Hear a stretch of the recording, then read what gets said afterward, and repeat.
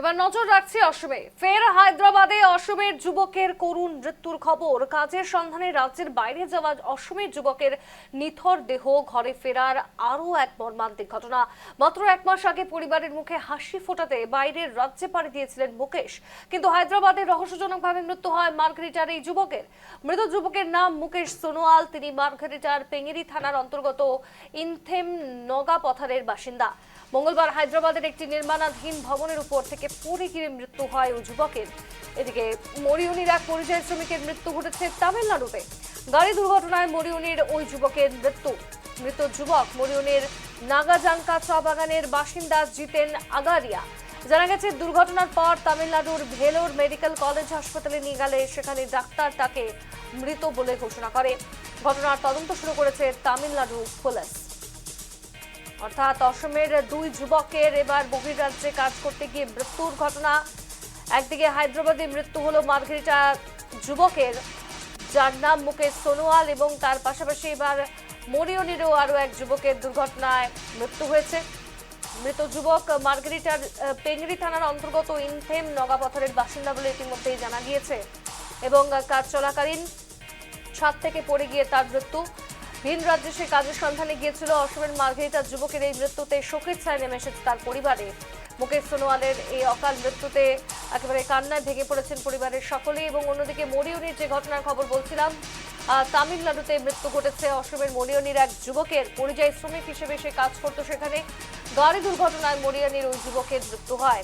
মৃত যুবক মরিয়নির নাগাজাঙ্কা চা বাগানের বাসিন্দা জিতেন আগারিয়া।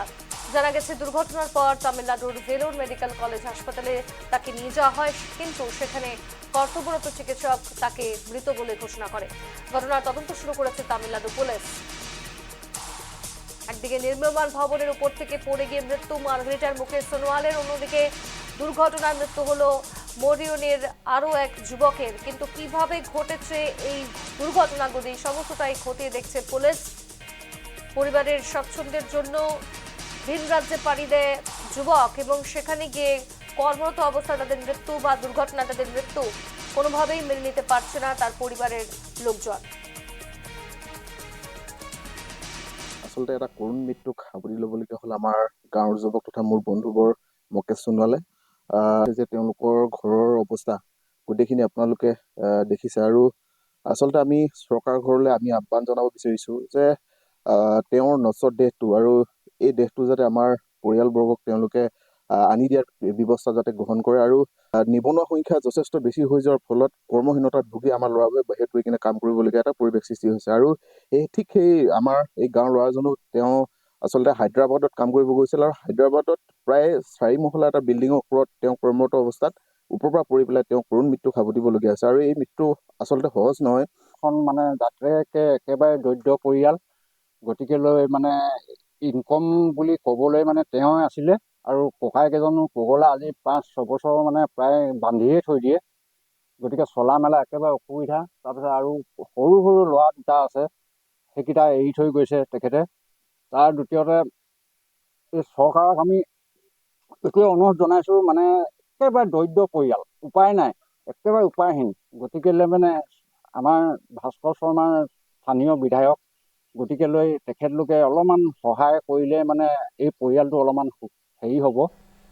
নিশ্চিতভাবে দেখো সোনালী, একটু কথা বলবো, এই ধরনের যে ঘটনা ঘটে থাকে আসামে বা গতকালও যে ঘটনা ঘটেছে ভোটেতে বলো বা তিনসুকিয়াতে বলো, এই ঘটনা আসামে কিন্তু নিত্য নতুন কোনো ঘটনা নয়। এই ধরনের ঘটনা প্রায় সময় ঘটে থাকে। কেন কি আসামের যে বিভিন্ন যে গ্রামাঞ্চলের যারা যুবকরা রয়েছে, সেই যুবকরা একমাত্র কর্মসংস্থাপন বা পরিবারকে ভরণ পোষণ দেওয়ার জন্য তারা বাইরে, তারা রাজ্যে তারা ছুটে যায় সামান্য কয়েকটি টাকা আর্নিং করার জন্য, উপার্জন করার জন্য।